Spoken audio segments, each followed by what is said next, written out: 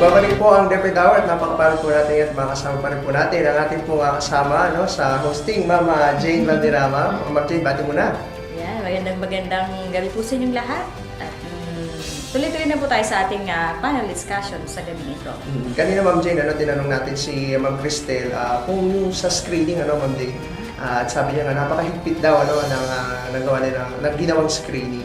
Tanong natin kung nahigpitan naman si Ma'am Jane, Ma'am. Sa akin naman po, kung makita niyo sa aking kalagayan, ako po ay kabanan ko na po. Pero sa proseso naman po namin pinagdaanan, I'm very thankful na kahit po mahirap na pagdaanan namin kasi po at least po nakita namin yung kakulangan namin, yung aming mga capabilities, kung ano ba yung kaya namin. At very fair.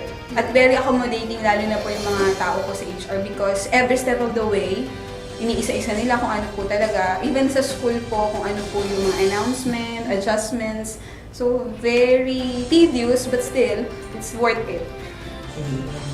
Sa tanongin naman natin si Ma'am Virginia Palon, ito po ba yung first time nyo na pumasok sa teaching?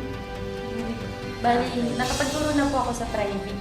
Ayun. So, base po sa kanila sa Alan, mahigpit yung procedure. Ibig sabihin, hindi po ba ganito rin yung pinagdaanan nyo kayo pumasok sa private school? Mahigpit din po, pero iba po kasi yung mga papers na inaasikaso. And then yung panel po, marami at talaga pong mga bigatin po, di po ba? Mga supervisors, mga principals po ng iba't ibang paaralan. At nasala po talaga, screening po talaga dahil yung mga tanong po nila, inalam po nila talaga kung kami ay capable magturo sa isang public school. Yan po.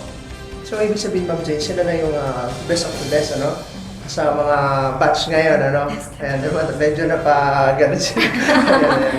Alam mo ba nila kung ilan sila lahat na nag-apply at dumaan sa screening? Baka may alam sa inyo?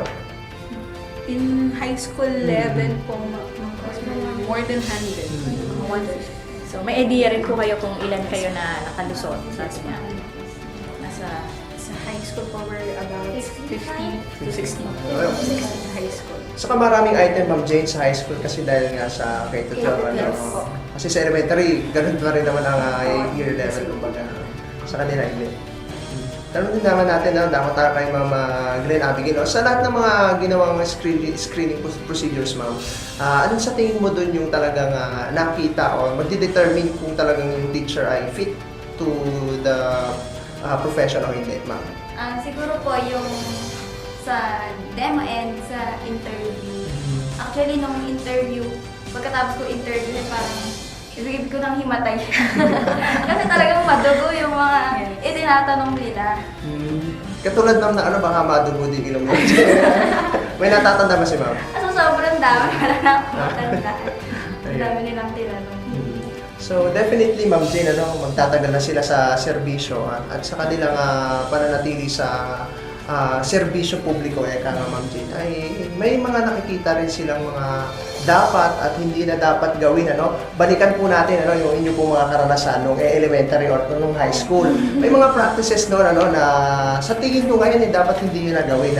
At ano naman yung dapat paano yung ipagpatuloy? O, umpisa natin kay Ma'am Glenn, kay Ma'am Glenn Abigail, kasi nagre-recap na si Ma'am Cristel. Sige, Ma'am. Wala naman po. Wala, Wala naman po. yung tipong Ma'am, i-carry over mo pa hanggang ngayon. Wala din? Yung sir, Something- yung style, yung teaching style Kahit ng mga ano. teachers nila nung sila yung high school. Or elementary Or pa isa. elementary, ayun. Gusto nilang i-adopt sa kanilang as teacher. Medyo mahirap yata yung katanong ko. Magbigay kasi ako muna lang. Ma'am, meron ka Ayun kasi. po, may naalala lang po ako. Siguro po no elementary, pasaway po kasi ako nung bata ako. Madalas po marumi po yung kamay ko pag pumapasok kasi syempre lunch break. So, nararanasan ko po yung ipapaluin, yung kamay, or may punishment. Yun po ang bawal ng gawin. Hindi na talaga namin kailangan i-adopt pa. Pero long time ago naman na po. Long time ago. At saka, nasa sa batas kasi Ma'am Jane. Yes, Corporal punishment. Ako naman siguro, Ma'am Jane, di ba, yung sa pag-check ng formal team, ano? Kasi parang, kasi dati, ano, elementary tayo parang, laging, kumbaga prototype yung topic for first grading. Ang aking talambuhay, kung mga sasunod yung pamakasan, ano? Ayan. So, parang siguro hindi naman na magandang, ano yung, tapos, binibigay na rin Ma'am Jane yung title, ano? So, mga bata, wala na rin mga wala na rin siyang chance to think creatively. Sir Alan, itong ating mga guests ba ay mga dati na silang mga teachers, no? Lahat sila ay galing sa private schools. Ayan. So, tanungin lang natin, no, bakit pinasya nyo ngayon na lumipat sa public school? Bakit di na lang kayo nagstay sa private school? Ano yung reason?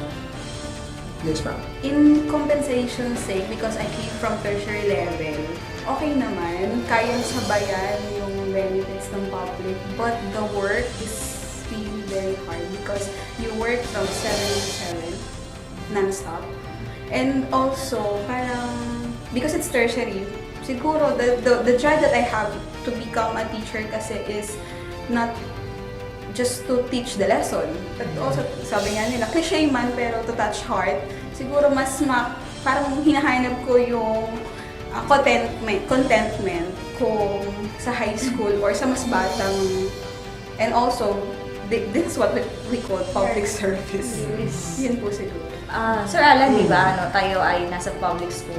Kung ang private school po ay, gusto ko lang kayong bigyan ng idea, ma'am. Kung ang private school po ay work from 7 to 7, kami po ay year-round at all day. Kasi pagka-absent po ang bata, ay kailangan pa rin po namin alamin. Tayo as advisor, kailangan natin alamin kung ano ang dahilan at absent ng bata. And we have the policy na zero dropout as much as possible. Kaya kahit mahirap, hindi makabasa or hindi makascore, we have to do our best para sila ay makasabay at makapasa. Siguro yung sinasabi ni Ma'am Fermin yung sa private at tertiary, ano po ba yan? Kasi pero kapag sa state university o in colleges naman yun, ang progress ng mga professor ay hindi rin ganun kahirap. Kasi you are being credited for every work that you do. May publication ka, may research ka, talaga yun, lahat yun. At ang kompetensya mo, Ma'am Jane, yung sarili mo lang. Hindi kagaya sa public elementary and secondary. May kakompetensya ng ibang mga employees. Sila kasi after 3 years, tapos kung ano na-accomplish mo, yun. Sa private? No. Sa state universities and colleges. Tanong naman din natin, si Ma'am Palon, kung bakit naman siya lumipat sa public school, ma'am? Parang bagong experience. At yun nga po, mas masarap po magturo sa public. At yun nga po, security of... Ikaw, may inisip po ba yun? Nung pumasok ka? Nung pumasok kasi ako, actually kasi nabigla lang pumasok ako sa teaching, but minahal ko na rin ang teaching. Kaya eto na ako hanggang ngayon. Pero masarap sa private, kaya lang pag sa public ka naman, ibang sarap yung parang karilyo brutal muna sa public school, pahirapan. And then at the end, andun yung sarap, So, si Ma'am Abigail naman. Siguro po mas stable sa public compare sa private. Kasi sa private, may chance na after contact mo, chewy ka na. Ayun, dito naman po, hindi naman At saka, Ma'am Jane, saka lang tayo matatanggal kapag may mga administrative cases tayo, may mga At ano ba yan? Yung due process. Oo, due process. Medyo matagal. Nakapag-ipon ka rin ng pang negosyo mo, Ma'am Jane, bago ka pa matanggal. Ganun ba? Anyway, yun po ay isa nga po sa mga karaniwang mga dahilan na po ng mga bagong guro. Kaya napupunta po sila sa public school. At syempre, hindi naman na natin questionin, Ma'am Jane, yung kanilang love for teaching, public school students or pupils. At tanong naman natin, Ma'am Jane, siguro nakapag-isip na sila dun sa sinabi ko kanina, ano? Si Ma'am Jenna. Ma'am. Yes, sir. Yes, ma'am, yung kanina, ano yung gagawin mo pa ngayon at hindi mo na gagawin? Okay. Basically po kasi I had my elementary days in Malabon. So, ibig sabihin po medyo mataas po yung standard. So, siguro yun po yung naging drive ko kasi when I transferred in province, yung mga brother ko po, nag-elementary sila, hindi ko naranasan naman. Kinukwento lang nila yung like sa formal team. Ayun po yung talagang, as an English teacher, hindi ko po gagawin. Ayun yung pinaka sinabi ko sa sarili ko. And ang pinaka-practice po, nagtutuloy ko naman po, is that hanggang ngayon, ini-implement ko, I make my students have their own students record. Transparency of grades at yung progress nila makita nila as well as for the parents. Meron silang students record. They record and they put it for the Medyo na-curious ako, ma'am. Ano yung format ng student record? Just a list na. For example, for knowledge, anong ginawa nila? Nag-quiz sila, what's your score?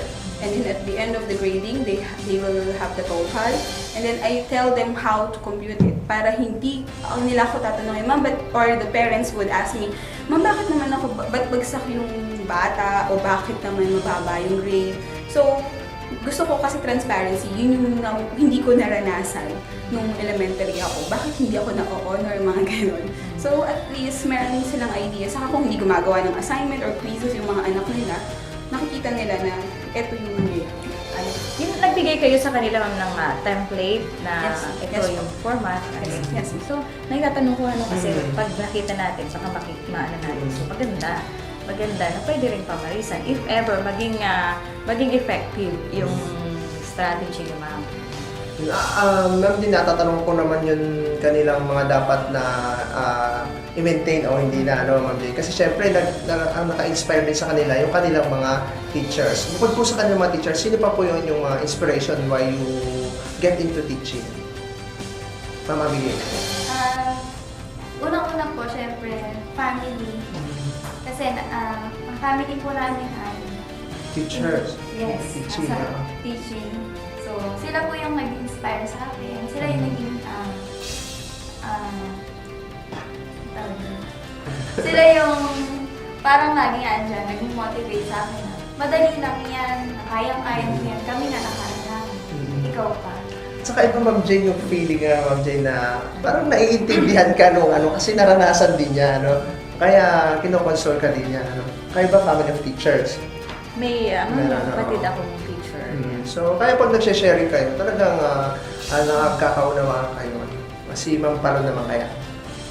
Na-inspire po ako nung mga tita ko po na teacher sa high school and elementary. Pati po nung high school ako, dahil meron po akong isang teacher kung buhay pa si Ma'am Lucas. Dahil siya po ay teacher na hindi lang tumitingin po sa nung mga kung matalino ba ang estudyante, binibring niya yung best ng isang bata. Dahil hindi naman po ako isang batang matalino or pansinin nung ako ay nagsimula ng high school. Pero siya po ang naging dahilan kung bakit ako nagpursige. At yun nga po, since nung nagpakita po siya sa akin ng na kaya ko, na-start na po akong maging honor student. At yun po, sabi ko balang araw, gusto ko po siyang tularan. Yun po. Actually, Ma'am Jane, na-learn yun through the years kasi yung passion sa bata, love sa bata. Siyempre, yung unang pasok ko din yun, hindi din ako kagano'n ka-warm sa bata kasi parang stricto, parang gano'n. Pero through the years, na-learn din pa rin. And especially kapag meron ka na rin mga anak daw, iba yung trato nung talagang may supling na sa mga teachers na wala pa rin supling. Si Ma'am naman. Actually po, I don't intend to be a teacher. Ayaw din ng magulang ko. Hindi ko po alam kung bakit. Siguro ang nag-influence po sa akin kasi nung high school, there is a teacher na siya, inassign ako na ako yung magtuturo. As in, yes Siya sir. aalis si teacher. Aalis siya, sige turo mo tong page na ganito. So feeling ko naman teacher ako. So hinanap ko po siguro yung ako yung nasa harap na, and siguro kasi may mga teachers din po ako na nag-inspire talaga sa akin.